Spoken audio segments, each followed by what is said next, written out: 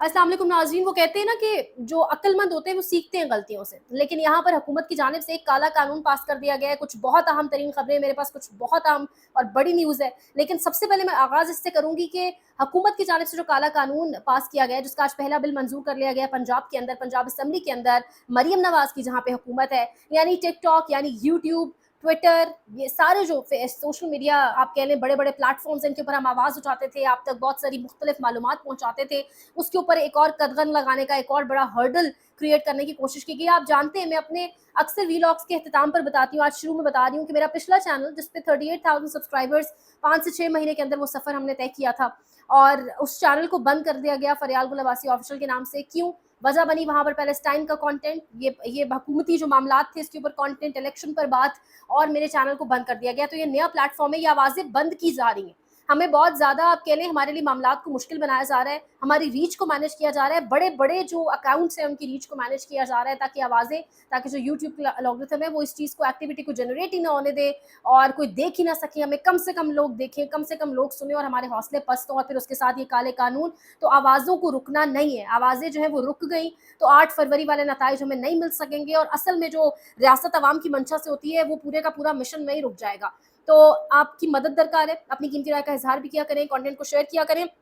Senator Mushtaq साहब के हवाले से एक बड़ी खबर है, उससे कबल रऊफ हसन साहब के ऊपर हमला कर दिया गया है। पाकिस्तान तहरीक इंसाफ के सेक्रेटरी जनरल रऊफ हसन साहब जीएनएन न्यूज के दफ्तर के बाहर खुसरों से, यानी कि ख्वाजा सराओं से उन पर हमला करवाया गया। अफसोस की बात है, यानी किस कदर। और अभी फरिया अदरीस साहिबा का मैं ट्वीट पढ़ रही थी, वो कह रही हैं कि हमारे रिपोर्टर्स बता रहे हैं कि उनको इतनी तकलीफ है, एक चीख पे यानी एक गाल पे हमला जो हुआ है, उस तकलीफ से वो बाकायदा तौर पे लाइक कंप्लेन कर रहे हैं बार बार पेन की, और उसके साथ साथ लग रहा है कि वो अच्छी खासी इंजरी है एक साइड पे। और ये भी बताया जा रहा है, कहीं पे बताया जा रहा है छुरियों से, चाकू से हमला किया गया।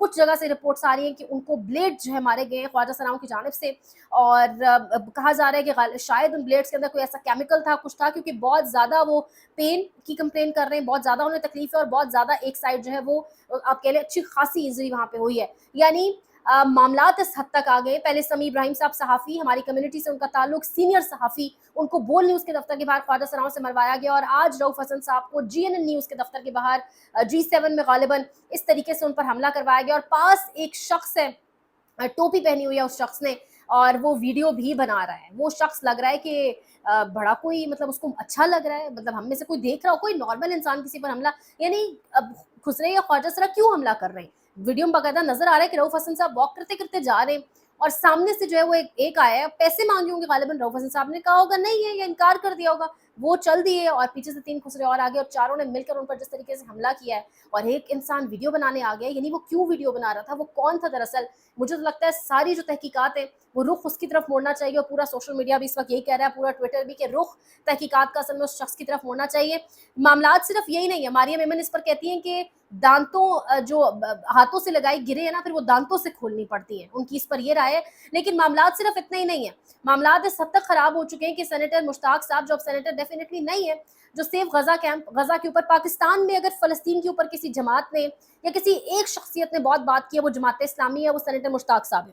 सेनेटर मुश्ताक साहब सेफ गजा कैंप की सरबराही, और डी चौक में सेफ गजा कैंप लगा हुआ था, उस कैंप पर परसों रात गए, जिस तरीके से एक नामालूम गाड़ी चढ़ दौड़ी, और जिस तरीके से वहां पर 2 वर्कर्स बताया गया जाँ बहक हुए, शहीद हुए, फलस्तीन के लिए वहां पर खड़े थे, फलस्तीन की आज़ादी की बात कर रहे थे, जो पाकिस्तान में करना जुर्म बन गया, आपको जान से मार दिया जाता है। सेनेटर मुश्ताक साहब की गुफ्तगू आज वायरल हुई हुई है, और वो कह रहे हैं कि वो जो गाड़ी है, उनके मुताबिक, सेनेटर मुश्ताक साहब के मुताबिक, पाकिस्तान के अहम इदारे की ऑफिशियल एक आप कह लें ऑफिसर है, उनका बेटा था, वो बड़े आर्मी ऑफिसर का बेटा है वो, और वो गाड़ी पाकिस्तान के एक बड़े इदारे यानी किसी खुफिया एजेंसी की है। ये लफ्ज़ उन्होंने, ये सेनेटर मुश्ताक साहब ने इस्तेमाल किया, तो हालात इस हद तक पहुंच चुके हैं। अहमद फरहाद केस में भी बड़ी डेवलपमेंट है जी। अहमद फरहाद केस में वक्त दिया था, सेक्रेटरी दिफा को तलब किया था ज़ाती हैसियत में, अपनी तरफ से जस्टिस मोहसिन अख्तर कियानी बड़ा जोर लगा रहे हैं, डट के खड़े हुए हैं जस्टिस मोहसिन अख्तर कियानी। और ये वो जजेस हैं कि जब यहाँ जहाँ पे अब ये जजेस खड़े होते हैं, वहाँ बड़े बड़ों की अब टांगे जो है वो कामने लग गई हैं।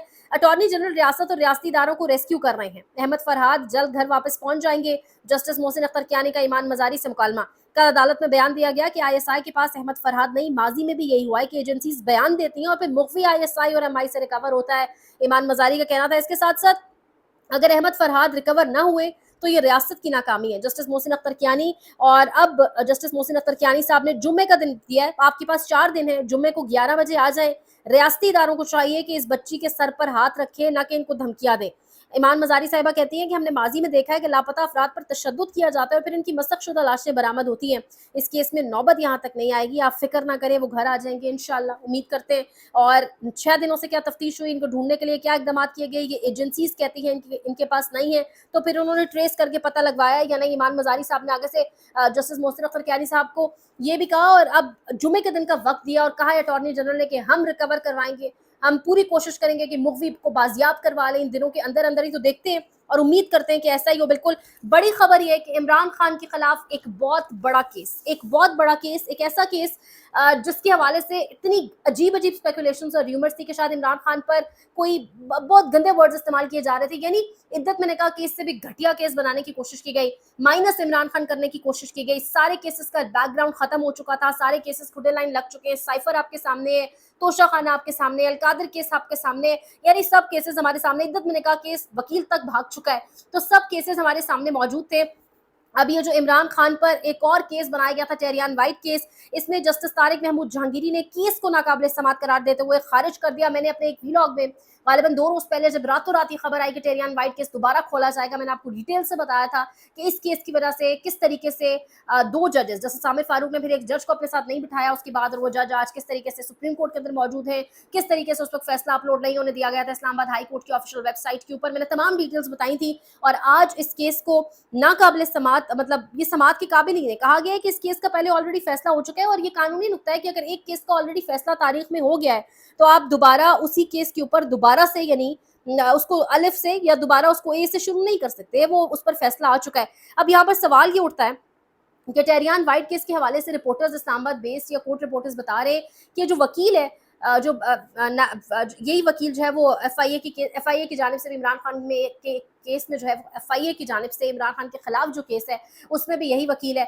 वकील के हवाले से बताया जा रहा है कि 1 से 1.5 करोड़ रुपए टेरियन वाइट केस के अंदर वकील को दिया गया। सवाल ये उठता है कि ये जो दरखास्त गुजारी तो आम सा शहरी है, बताया जा रहा है किसी वकील का मुंशी है, इतने पैसे इसके पास, कौन फीसें भर रहा है, कौन पीछे से ये केसेस चलवा रहा है। अच्छा, बड़ी नाकामी आज हुई है उन तमाम लोगों को जो इमरान खान को सियासत से आउट रखना चाहते थे। टेरियन वाइट केस खत्म हो चुका है। अगर किसी ने इसको मजीद शुरू करना है, किसी को मजीद इसमें से कुछ अगर निकालना है, अपने ही कीचड़ में कहते हैं ना, खुद अपने ही मजीद कपड़े गंदे करने, अपना चेहरा ही काला करना है, तो अब सुप्रीम कोर्ट जाएगा, हाई कोर्ट के अंदर नहीं चल सकता। हाई कोर्ट के अंदर इस केस का फैसला आ चुका है, ये नाकाबिले समाअत केस है और 3 रुकनी बेंच ने इसको नाकाबिले समाअत करार दिया।